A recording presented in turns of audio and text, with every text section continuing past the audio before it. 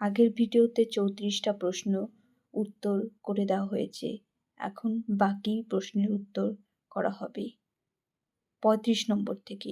হরপ্পা সভ্যতার একটি পোড়ামাটির লাঙ্গল কোথায় আবিষ্কৃত হয়েছিল? বি. বানাওয়ালি। নিম্নলিখিত দেশগুলির মধ্যে ত্রিশক্তি চুক্তি অন্তর্ভুক্ত ছিল না। ডি. রাশিয়া। কোন আন্দোলনে মহাত্মা গান্ধী প্রথমবার অনশনকে একটি হাতিয়ার হিসেবে ব্যবহার করেছিলেন? এ.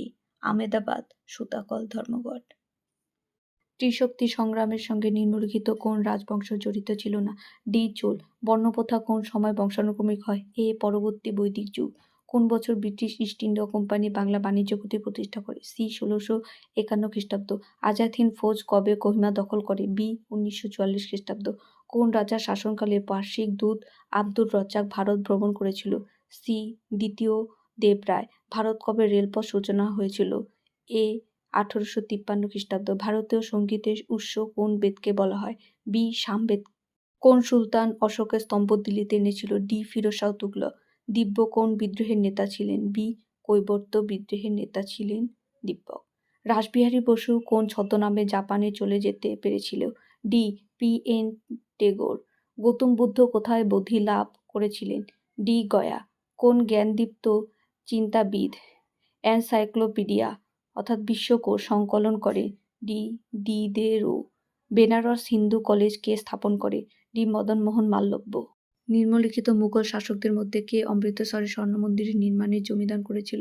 সি. আকবর। নিম্নলিখিত আক্রমণকারীদের মধ্যে কে দিল্লি থেকে ময়ূরসিংহাসন নিয়ে চলে গিয়েছিল? সি. নাদির শাহ। টিলসিতে সন্ধি স্বাক্ষরিত হয়? সি. 1807 খ্রিস্টাব্দ। ভারতীয় জাতীয় কংগ্রেসের প্রথম অধিবেশন কোথায় হয়েছিল?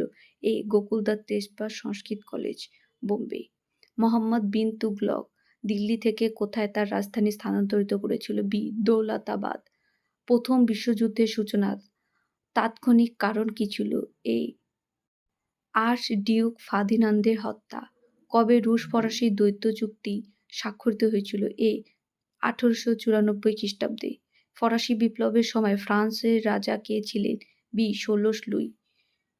সুরাট অধিবেশনে ভারতীয় অর্থাৎ 1907 সালে ভারতীয় জাতীয় কংগ্রেসের সভাপতি কে ছিলেন? সি. রাসবিহারী ঘোষ।